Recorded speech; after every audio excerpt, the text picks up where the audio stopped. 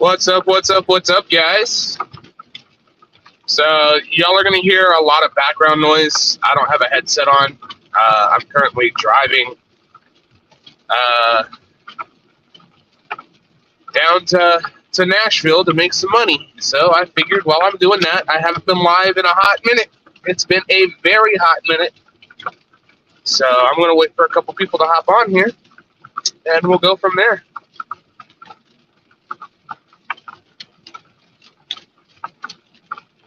Shit. I need all the way over because I'm not taking the highway today. All right. So we're just kind of shooting the bull today. Anybody want to talk about anything? Just shoot a topic in the chat there, and we can talk about whatever y'all want to talk about. It's a rainy day today, so hopefully I get some business with Uber. If I do, I do. If I don't, I don't. And it is what it is. So,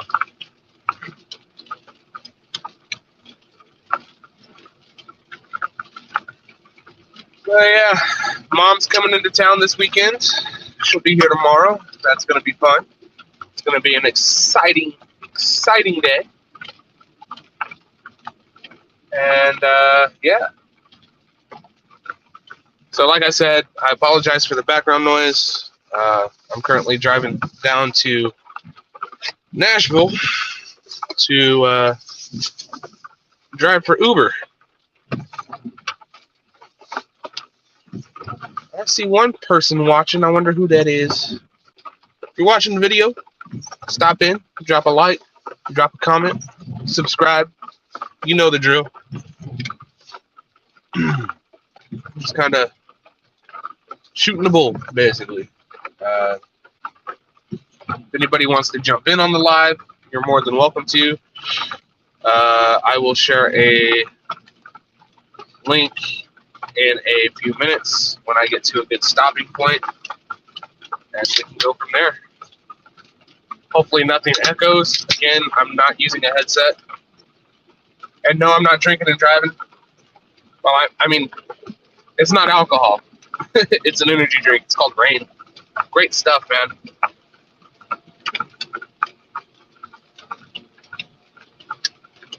Oh, yeah. It's only got 3 carbs, zero total sugars,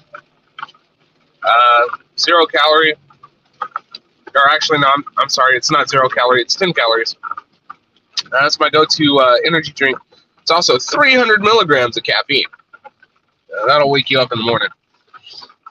And it doesn't, because of the 0 sugars and the lack of a lot of the other stuff that most other energy drinks have, it doesn't make me crash. So I stick with Rain.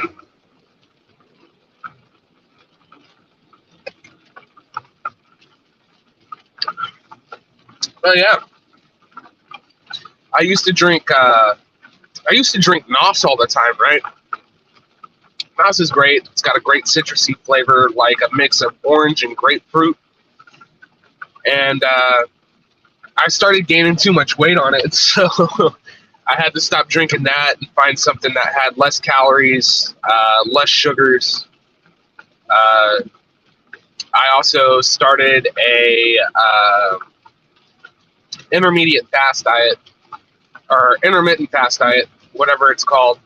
I don't eat breakfast. I eat lunch and dinner, and then after dinner, I don't eat anything else until lunch the next day. It has helped me somewhat maintain my weight. I still fluctuate around 10 pounds.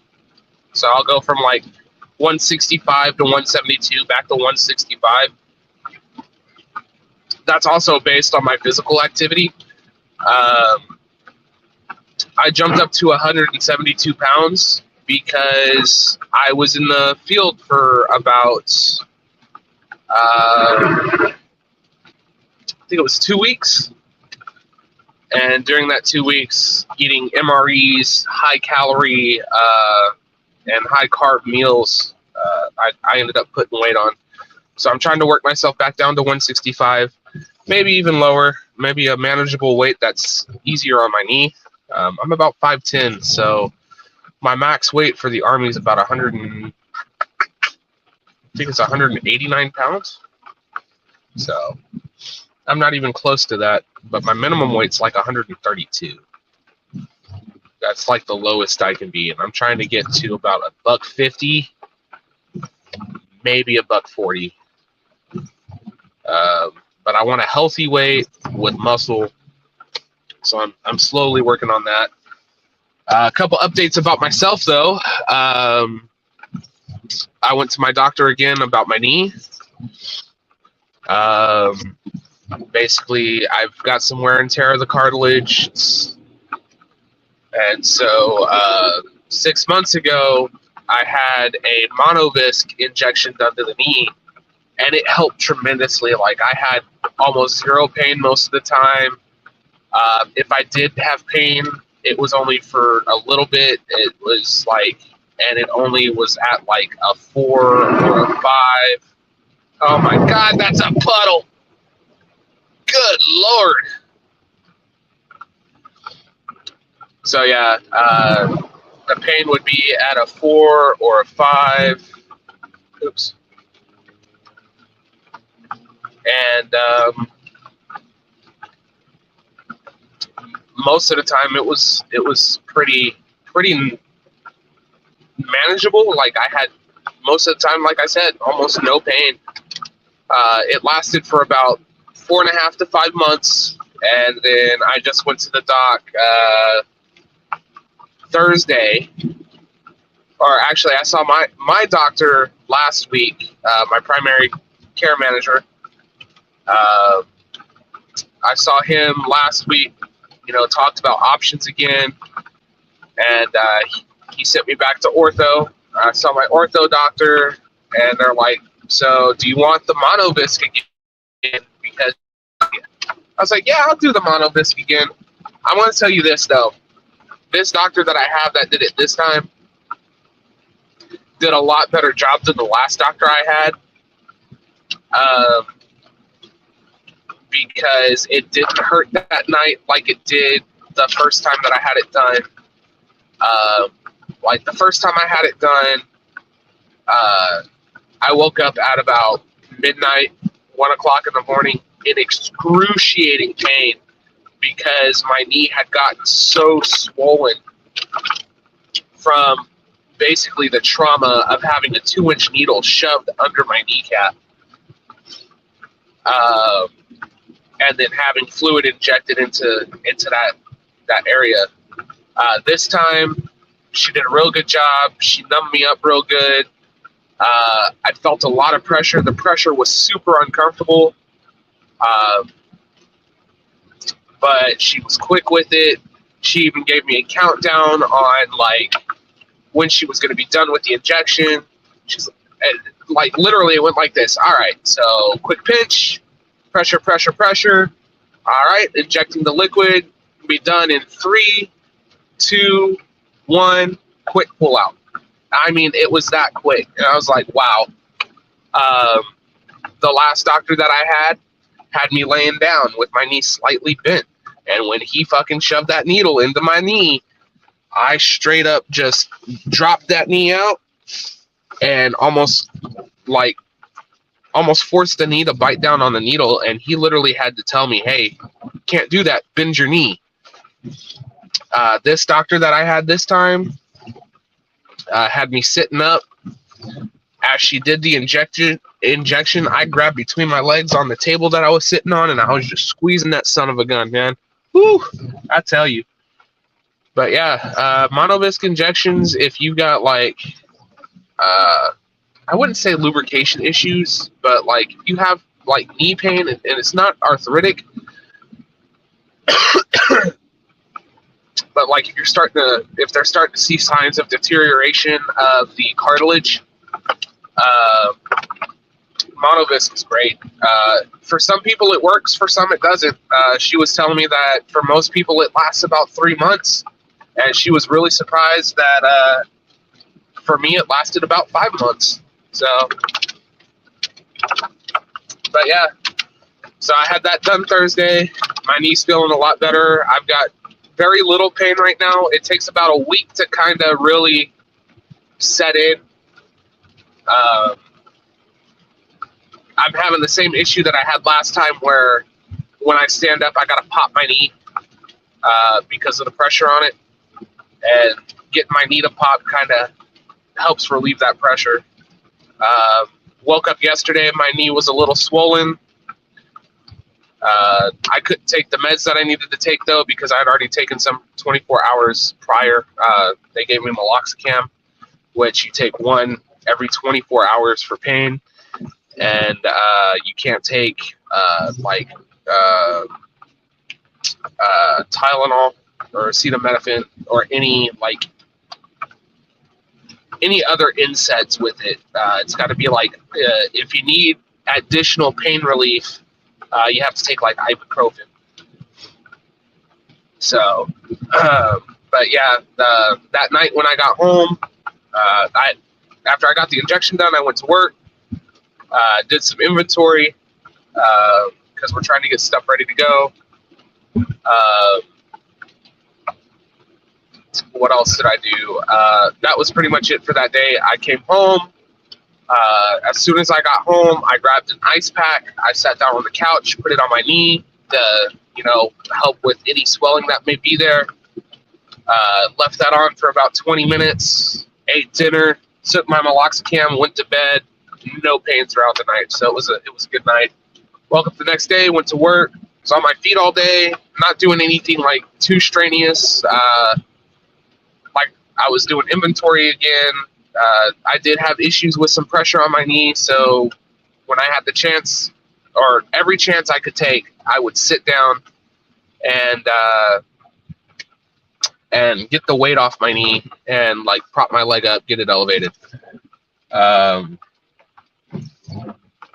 I got home yesterday and my knee was a little swollen, which is normal for having an injection done on it. So it wasn't too bad. I am not seeing any comments. If anybody is leaving comments, can somebody please leave a comment in the comment section? Like a hello, a test, something. Because if y'all are commenting, I'm not able to see. Then again, the two people that may be watching may be the people that I have blocked. So it is what it is.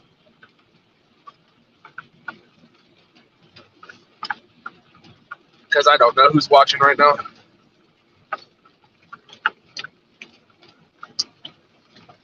But yeah, so the plan for today is kind of chop it up with you guys. We're headed down to Nashville today. We're going to drive for Uber, make some money. It is a rainy day. I'm going to do everything as safely as possible. That's why my camera's off, so I'm not sitting here trying to look at everything. But yeah, today's going to be a good day. Let's see. Give me 2 seconds. Oh, it says I'm on a call. Turn that down real quick. I'll check something. Hopefully it didn't just end my live.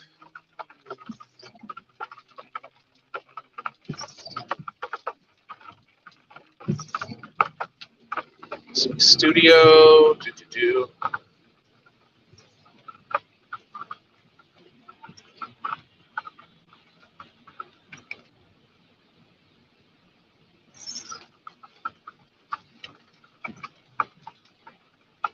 Wow. Okay, so I can't do it from there. I gotta go to YouTube's. Go to my own channel. It says I've got one watching.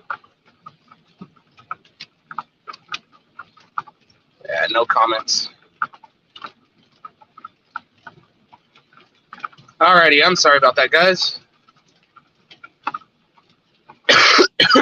Excuse me. I'm also fighting a very slight lower respiratory infection. It's okay though.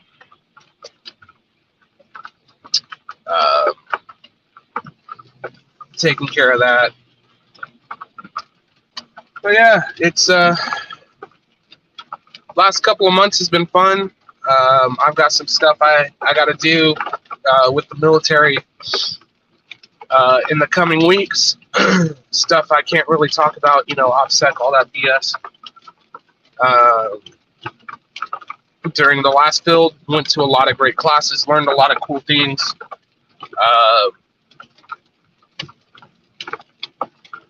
Learned about different weapon systems that I can't talk about. So it's been really cool, actually.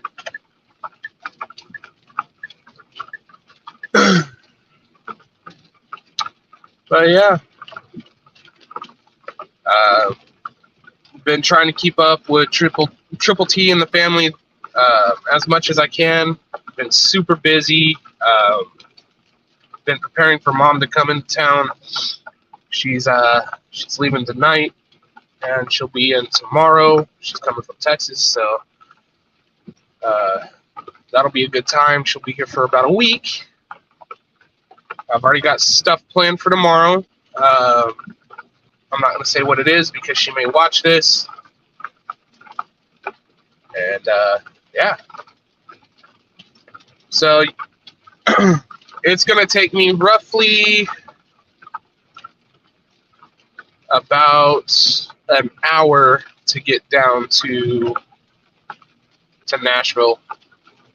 I'm taking a back road, so it might take me a little bit longer. So if y'all want to come over, chit chat, feel free.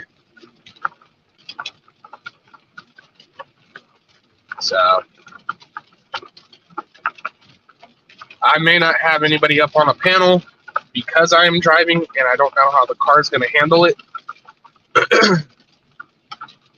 Because everything's being done, I believe, I don't know. I think it's being done through the car's audio system. It's acting like a phone call, so. But yeah, like I said, today's going to be a long day. Yo, little Jeffrey, what up, my man? What's going on, dog? How you doing today? I'm just chopping it up, headed down to Nashville.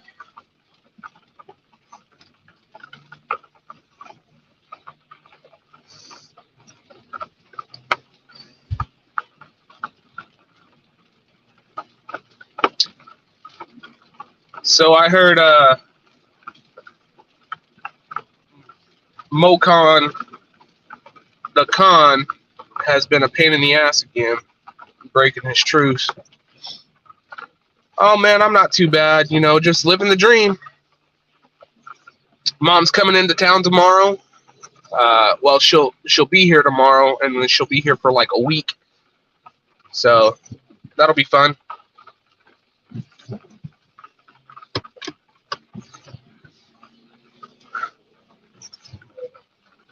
Just doing an early morning stream. Well, not really early, but like semi-early. Going down to Nashville to drive for Uber for a little bit. Make some extra cash, because that military pay just ain't enough. Got to subsidize. Subsidize? Is that even the right term? What's the term I'm looking for?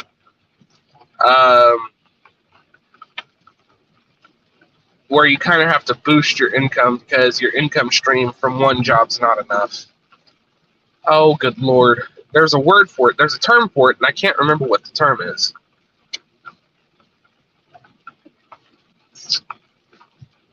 Well, bollocks. Oh, man. Yeah, so right now I'm driving through Nashville, or not through Nashville, through Clarksville. As many of y'all know, I'm stationed up here at Fort Campbell. And it's rainy season, so it's been raining on and off for the last couple of weeks.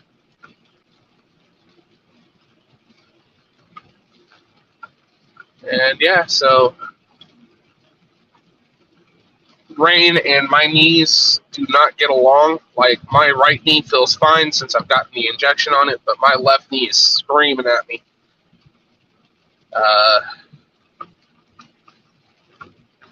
Yeah, it's crazy.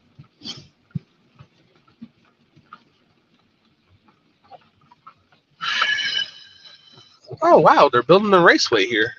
That's nice. But yeah, getting ready to go through downtown Clarksville. Take 41 alternate down to Nashville because it is raining, and I do not trust drivers on I-24. If anybody has driven through Tennessee and Kentucky and driven on I-24, you know how crazy those drivers are. You could be doing 80 down 24 or 65 or 40, any one of those highways, and have people just riding your butt. And you move over, and somebody in the next lane over will ride your ass, and it's not a fun time, especially in the rain. I do not like people on my butt when I'm driving in the rain. I've had an issue in the past where I hit a slick patch in the road. I had to slam on my brakes, or it was raining and I had to slam on my brakes, and the person behind me just was not paying attention, and they skidded right into my car. And yeah, I had I think it was a Nissan Sentra when I was still living down in San Antonio, and I think I had just gotten off of work, or I was getting ready to go drive for Uber or Lyft in San Antonio. And it was raining, and I was on, let's see, what highway was it? I was on 410 getting ready to turn on the 281, and I hit a little bit of traffic, and I had to slow down, and a lady behind me locked her wheels up and skidded right into the back of my Sentra. And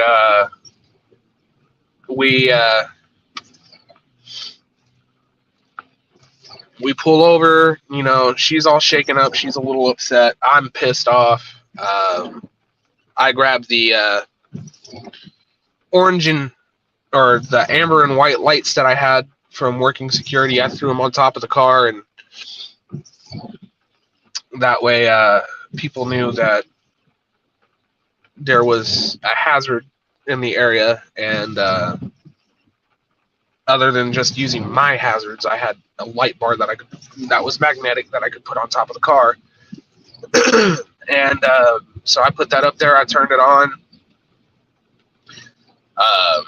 Because of how the highway was set up, I got out. I talked to the lady. I was like, hey, can we get off the highway, get onto a side road, and then we'll deal with, police and the reports, on the side road. She was real cool, real cordial. She's like, yeah, we can totally do that. So she followed me. We found a safe road to pull off on, called 911, or actually it was San Antonio non-emergency because it wasn't emergent. So I called SAPD's non-emergency number. Hey, I just got into an accident. Everybody's fine. Nobody's injured. The car's just a little messed up. We just want to fill out a report for insurance purposes. So got all of her information. Because she rear-ended me in the state of Texas, she's automatically at fault. No matter what happens in Texas, say, like, if you're driving behind somebody and they brake check you and you hit them, it's still your fault because you should have been paying attention and you probably shouldn't have been following so close. So she automatically knew she was at fault. She accepted fault. She told the officer that it was her fault. Her brakes had locked up. And so dealt with that whole process. I get home, or actually I get back in the car. I call the wife because the car was still drivable. All it did was it jammed up the trunk. Like I could not open my trunk whatsoever. So I get on the horn, call the wife. Hey, just want to let you know, I just got rear-ended. I'm on my way home. Everything's okay. I'm fine. Car's kind of screwed though. So I get it to the house. Call the insurance company, let them know what happened, gave them all the information. They told me what shop I could take it to. So I took it to the closest body shop. State Farm, really great company, had them for years. So they sent me to the nearest body shop, got the car estimated. The insurance company came out, looked at it, and they totaled out the car because the price of the repair was worth more than what the car was. So they totaled out my car, and then it was a big fight with the bank because I had Gap, and this was, I think I was fighting with the bank about 3 or 4 months before I went to basic training. And I was like, hey, got into a car accident. I need to use my Gap coverage to cover the rest. Or the rest of what the insurance wasn't going to pay, because the insurance company is only going to pay what they think the car is worth. So gave the insurance company all the information for the bank that I was going through with some second chance finance company. If you ever purchase a car and they tell you that you've got to go through a second chance finance company, don't do it. You may need a car right then and there, but there's other ways to get vehicles. If you have the money, buy a cash car. I'm telling you right now. You can find really good cash cars on like Facebook Marketplace. It's where I found my 01 Dakota. But yeah, so I fought with that bank after the insurance, gave them the money that they needed, or that they said that they were going to pay the bank. I ended up still having to owe the bank like $5,000 for the rest of the car. And I told the bank, I was like, look, I have Gap coverage. That Gap coverage should cover that $5,000. I should not be paying any of this. So you're not going to get any money from me. And it was a constant fight. I had to literally threaten to sue the bank because they didn't want to honor the Gap. And so they reported it to the credit bureau that I was not paying. And finally, I fought it through the credit bureaus. I was like, this is fraudulent. And I put all the information. I supplied supporting documents that I had Gap coverage, that this is a fraudulent charge. I shouldn't be having to pay this. And the credit bureaus contacted the bank, or whatever the credit bureaus do. And I guess the bank finally said, fuck it, we'll pull it off, or we'll accept the debt. And it was dropped off my credit report while I was in basic. So during basic training, at least once a week, usually on Sundays. Hi, Miss Luck, how's it going? Usually on Sundays we would get our phones. So while I was on the phone with my wife, I would go and check my credit report. And there was one Sunday where I went to check, and the report that I owed such and such a bank $5,000 was finally gone. So they pulled it from my credit report. So yeah, if you ever have, you can always fight debt, and you can always dispute debt through the credit bureaus, right? Medical bills should not be on your credit report, period. I've disputed like 4 or 5 medical reports or debts on my credit report, and they've all been dismissed. Like, they've been removed. They do not exist. They're not shown in my account section on my credit report, nothing. So any chance you get to dispute like anything with the credit bureaus, do it, because it'll help your credit report in the long run.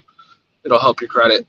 I'm not the best one to talk on credit, but I can tell you that I went from a 540 to a 640, 100 points in a year, just by disputing what I know shouldn't be on my credit report, and getting, this is not the best way, but the military, for like the PX and the commissary, they have their own credit card. It's called the Military Star Card. By getting that Military Star Card, making my payments, paying it off, whatever, that helped me raise my credit report. And then I've got another credit card that I actually have 2 other credit cards. One's my Sleep Number, for the Sleep Number bed that I got last year for Christmas. And one is a credit card that's got a $500 limit that I'm working on paying off right now. We had an emergency come up, and I pretty much had to use almost all the money or all the credit on that card. But we're working on getting that paid off. So, but yeah, I literally went from a 540 to a 640 in the span of a year, just by doing simple things like paying my credit cards, personal loans. Personal loans are a great way to build your credit, because it's usually a small loan at a set interest rate through your bank, and the payments are usually real low. I pulled a personal loan to buy parts for the truck. I think it was a $3,000 personal loan, and I'm paying $124 on it a month for like 2 or 3 years. And after that's paid off, and as long as I keep my payments on time, it's going to jack up my credit. Well, not jack it up, but like bring my credit score up. Secured credit cards, where you have to pay like $200 or $250 to get the credit card. That's another way to build your credit.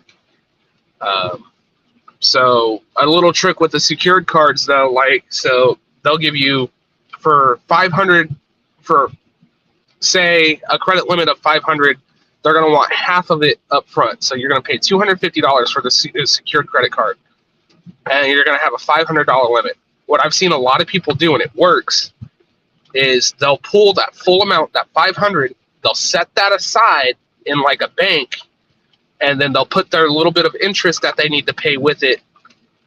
And then at the end of every month, they take that total amount and put it back into the credit card. And you do that for several months, and it builds your credit. You don't spend that money, you just pull it, add your interest into it, and then pay it back. And that's another good way. It's a slower way, but it's another good way to build your credit. So yeah, how's everybody doing? I've been like jabbering on. Let me know how y'all are doing in the comments. Like I said, we're just shooting the bull.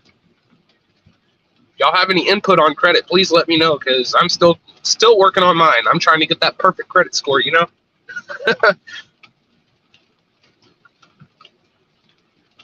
Oh, another thing that helped me with my credit,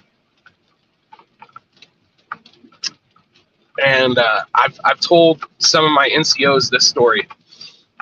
My wife had a Volvo XC70 that started to have some issues. It was having misfire issues.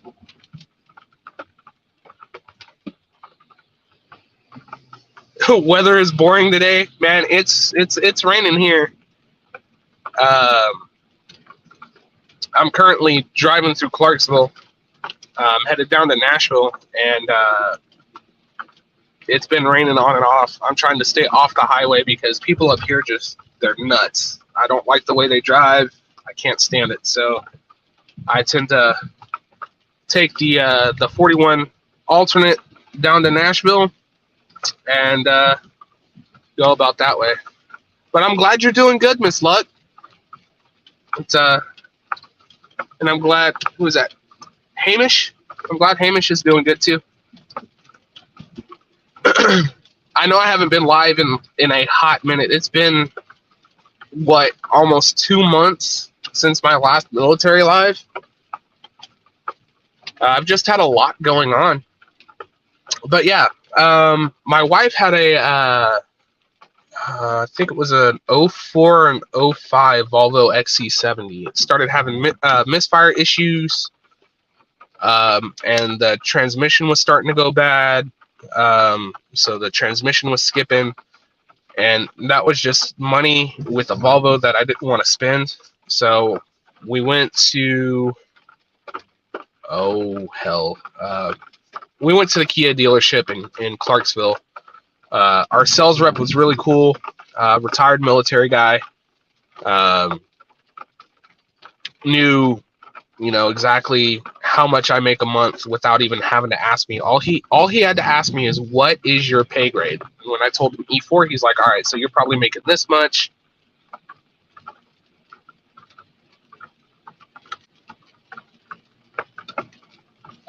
So he was like, so you're an E4, so you're making this much. Your BAH is probably this much.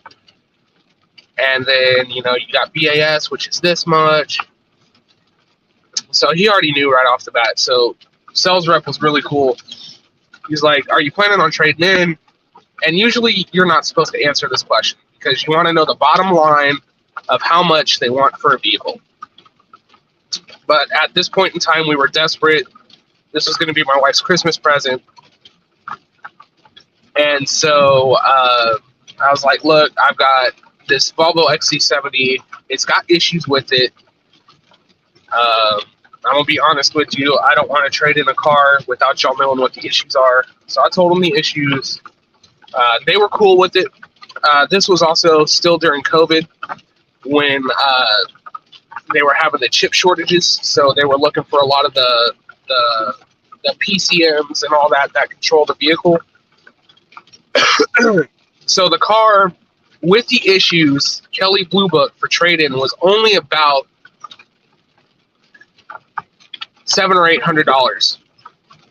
They offered me more than double that for that car, so they gave me $1,500 for trade-in value for the Volvo XC70, and so we traded it in for a 2022 Kia Forte. Downfall to that is because it was such a small amount, but my credit was somewhat still kind of crappy, but getting better. I was at a 540.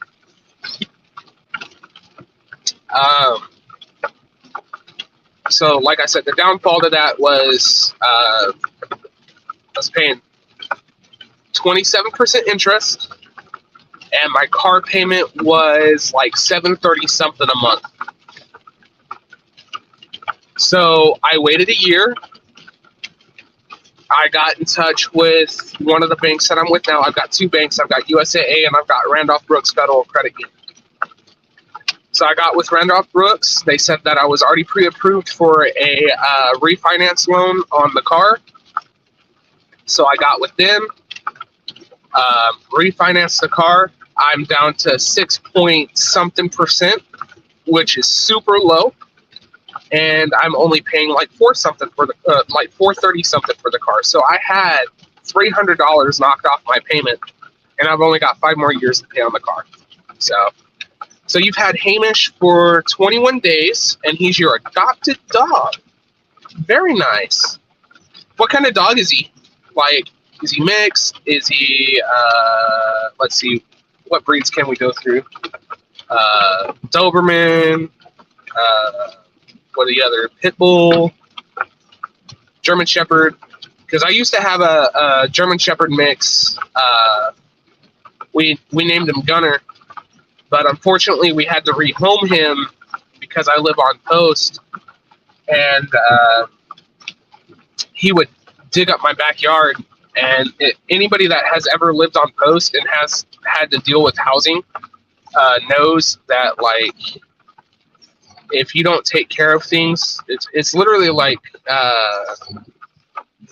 living in an apartment, right? If you don't take care of your yard or the interior of the home, they'll charge you for whatever's broken. So they were going to charge me for the holes that he was digging in the backyard. Oh, he's a Labradoodle. Very nice.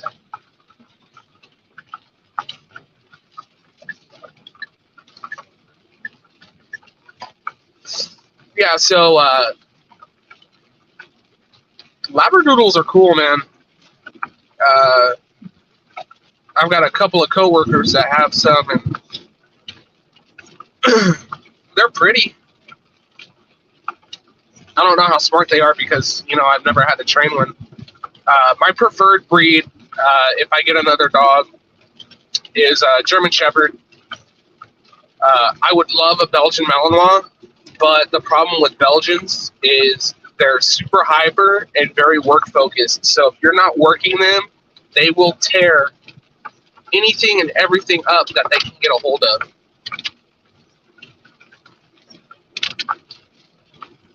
What's going on, Mike? Thank you.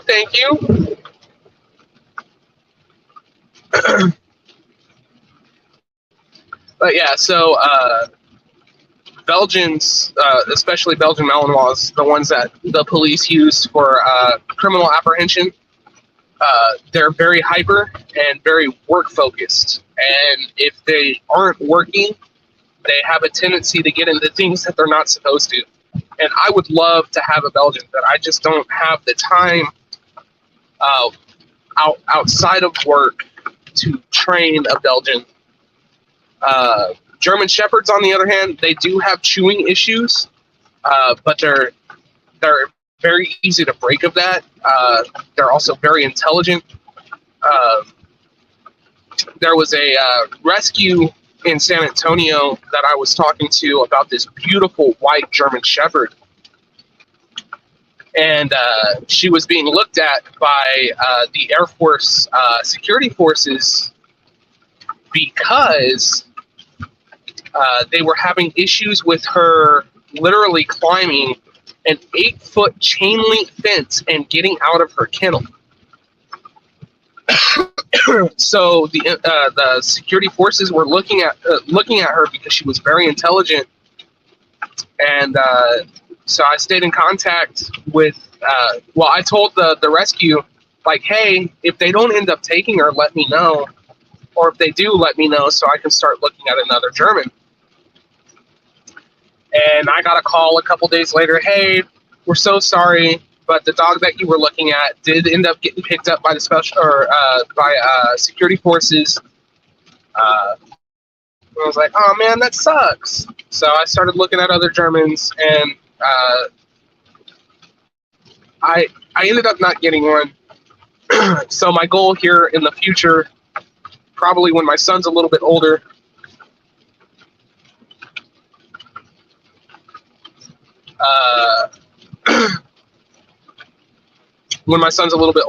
I plan on probably getting a German Shepherd.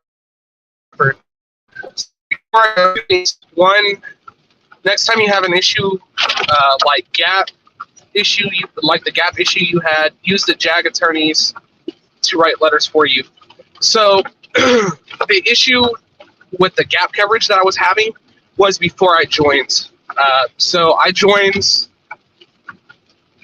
enlisted in 2020. So August of 2020 is when my official oath and ship off date for basic was. Um, so Jag wasn't an option for me at the time. But yeah, I do know that if I have any issues in the future with any banks not wanting to honor the gap, I can use my Jag attorneys. So,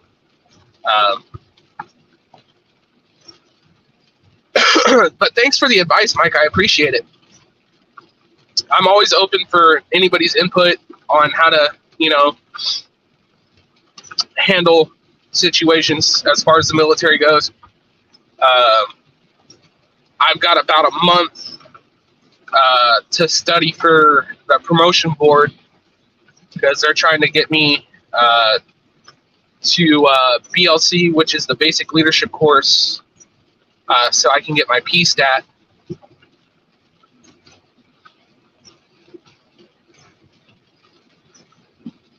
Let's see, and second, look into getting an account with PFCU, Pentagon Federal Credit Union, then transfer that car loan to them if they'll take it.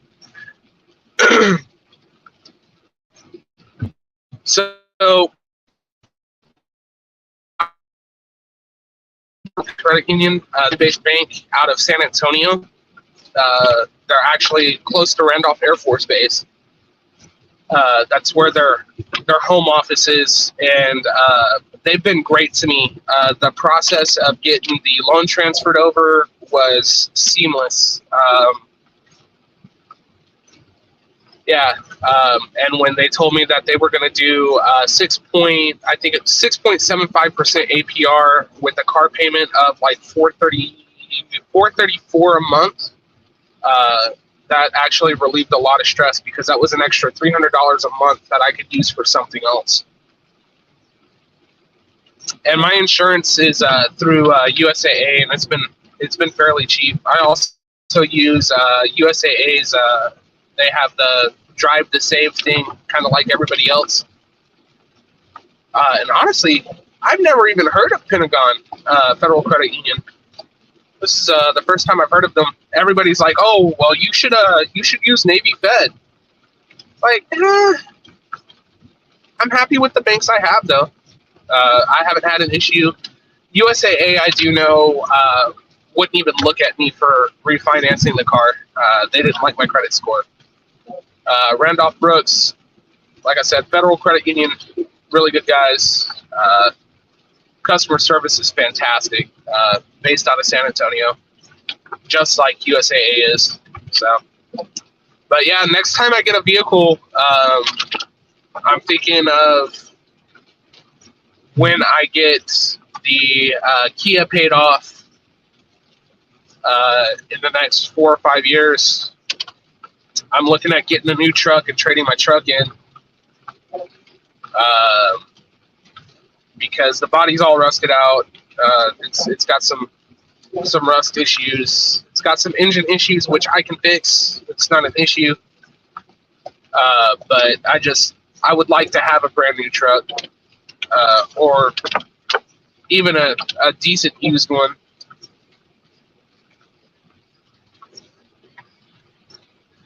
So you say Navy Fed is number 1, PFCU is number 2, and USAA is number 3.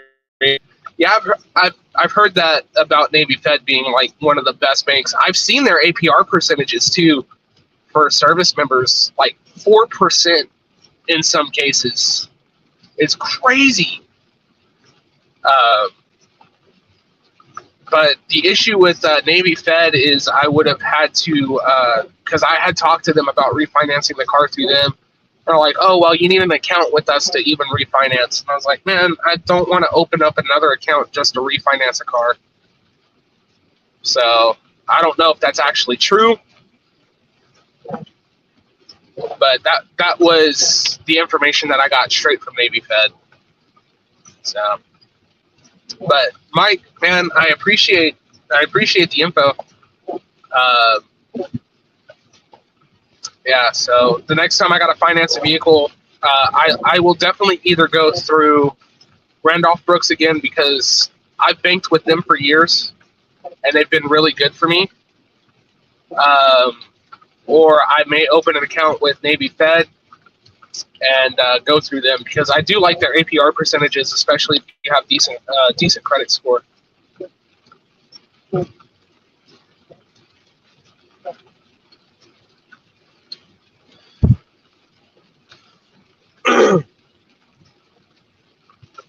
But yeah,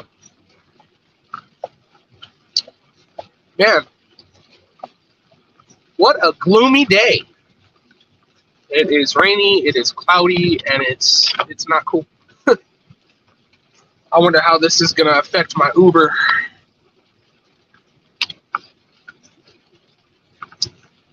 So yeah, for those of y'all that don't know, usually on Fridays or Friday nights, I do what I call my military live, and I'll bring. I think one night I had Triple T up. I need to get with Non-Rila. He's a vet. I'm going to try and get him up there, talk about his experience in the military, and so that's something I try to do on Friday nights. I've kind of been out of the loop on that lately, so I have been super busy. I've got fields galore coming up. I've got a deployment next year. So like I said, been super busy. Have not been able to do a live in about 2 months. So the last live I did, I believe it's still set to private right now, was about the accident between the two HH-60s up here in Tennessee/Kentucky. They were based out of Fort Campbell with 6th Battalion, 6th Battalion, 101st Combat Aviation Brigade. They had an accident with two HH-60s. Still don't know the official ruling on that yet. It's still under investigation. So I had to do unit recovery for that. Kind of messed me up for a couple of weeks, or for about a week. But talked to some people, got my head straight and got back to work. For those of y'all that don't know what unit recovery is, so a lot of units have what is called a unit recovery team. Anytime there's an accident or, say, during war, somebody gets injured, or not injured, but somebody dies, they send a unit recovery team to recover that person, their belongings, and bring them back home. So with the accident that we had between the two HH-60s from 6th Battalion, I got sent out to help with that, and had to help bring stuff back home. And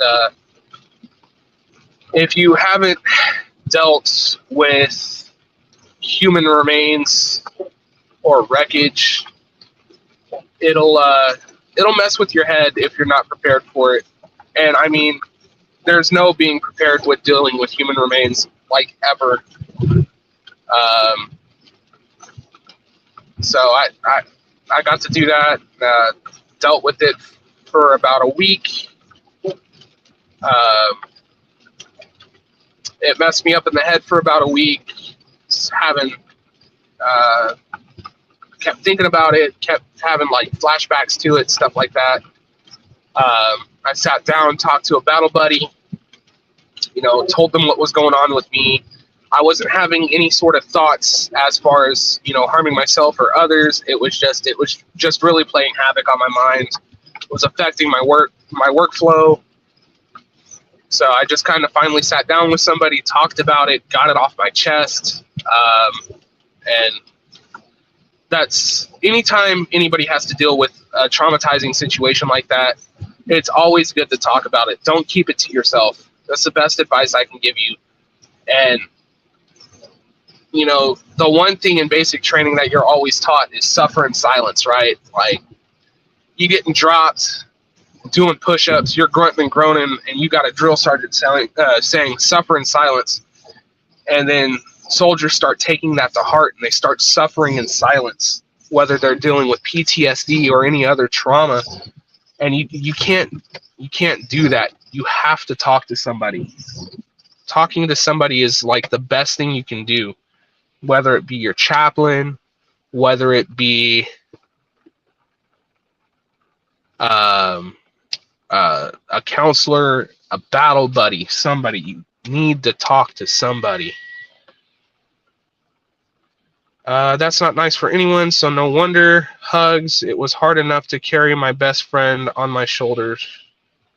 Yeah, it's very hard to, you know, have to deal with stuff like that. But like I'm saying, if you have any sort of, even you get those protruding thoughts or intruding thoughts, you know, that you might want to do harm to yourself, sit down, talk to somebody, tell them what you're going through, and I guarantee you, you'll find somebody that's going to help you through it. You're going to find that one person that you get along with so well that they're going to help you get through that pain. They're going to help you get through that suffering. And 22 a day is a crazy number to think about when it comes to veteran and active suicide. 22 a day, right? I support a mission. It's the one that I support every year for my birthday. I put a fundraiser up for them on Facebook. It's Mission 22. They've got a lot of great programs for veterans and active military. They've got this new package. They send you like a $300 or $400 Garmin watch, stuff for meditation. They'll even help you get to a counselor if you need a counselor. A lot of stuff that the VA can't handle, they will help you with. And all you got to do is contact them or have a family member contact them. But Mission 22, great mission. I mean, there's other ones out there. Wounded Warrior Project's a great one.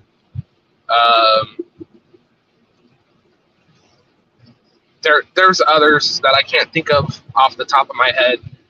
But like the best advice that I can give anybody that's dealing with any sort of trauma, whether it be small amounts of trauma or, you know, post-traumatic stress disorder or, you know, anything else, sexual trauma, anything like that, the best thing you can do is talk to somebody. And so, you know, like, I'm not going to lie, for the first couple of days when I was dealing with this, I didn't want to talk to anybody about it because I didn't think anybody knew what I was going through. And I finally found somebody that dealt with the same situation. I sat down with them. I talked to them. We got to talking about our experience, and it helped me push through, and I'm the better for it, you know? Now, I'm not always going to be the same. I have issues with post-traumatic stress, not military related, but from past problems that I've had. And I talk to people about it. You know, one of the traumatic things that happened in my life, I talked to Triple T on his live about. And that really actually helped me push through the trauma of dealing with that situation, because I've never talked openly in public about that situation.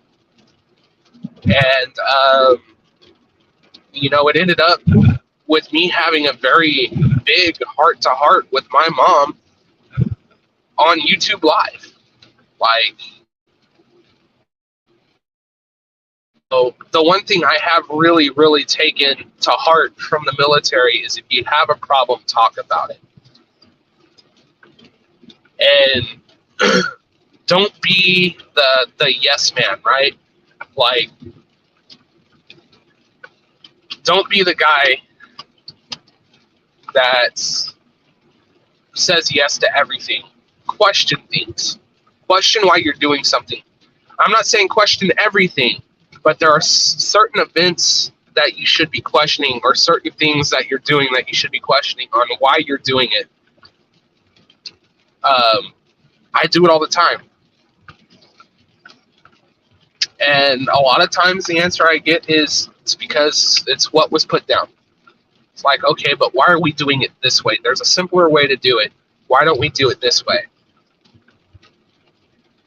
And I've had sergeants, great leaders, that are like, hey, yeah, you know what? Let's try it your way. It might be simpler. You can't always be just the, hey, yeah, we'll do it that way. No, because I guarantee you there's always an easier way to do something. The military, the military isn't always logical in the way they do things. So I saw that live. The conversation between you and your mom was amazing. It felt like such a breakthrough for both of you. And it was. My mom and I have always been very close. I feel like a bad son because I don't talk to her that much, but I also do not like talking on the phone. I like talking to people face to face, because talking on a phone, you can hear the tone in their voice, but you can't see their facial expressions.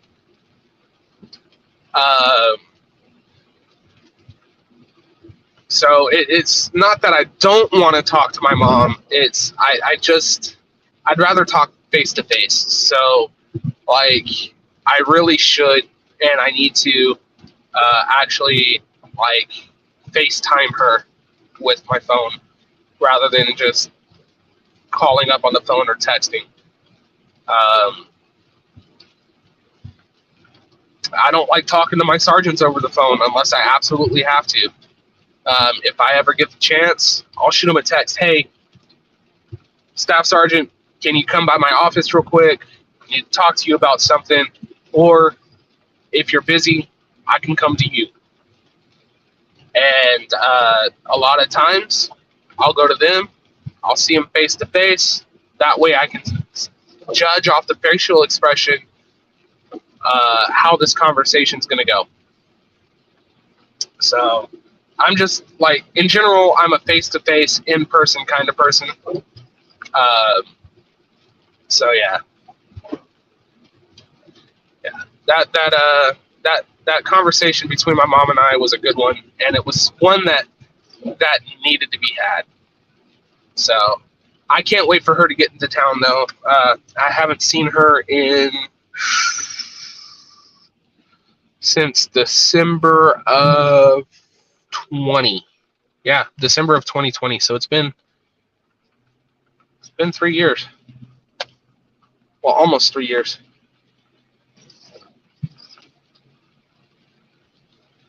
Yeah, almost 3 years.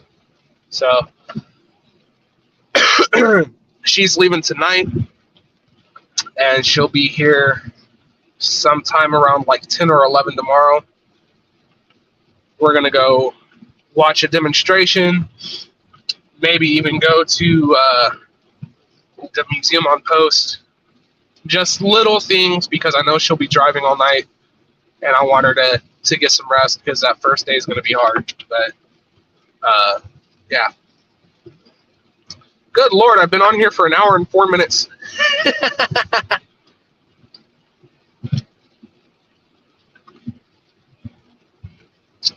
And I'm still not in Nashville.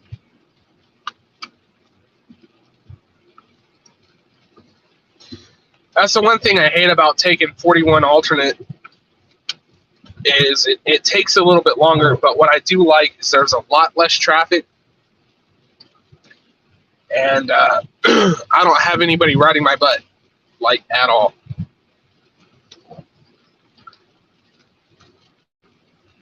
So I should be there within the next, on the outskirts of it, within like the next 5-10 minutes. Or actually, I just hit Davidson County, so we're on the outskirts of Nashville right now. But to get to downtown, it'll take about another 10-15 minutes.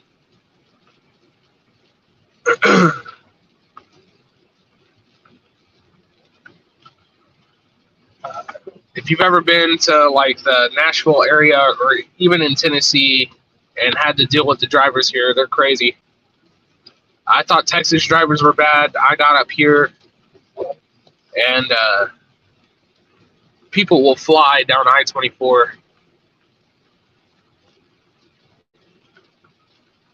Hey, Mike, thanks for tuning in. Make sure you like and share, or actually like and subscribe, and share if you want to.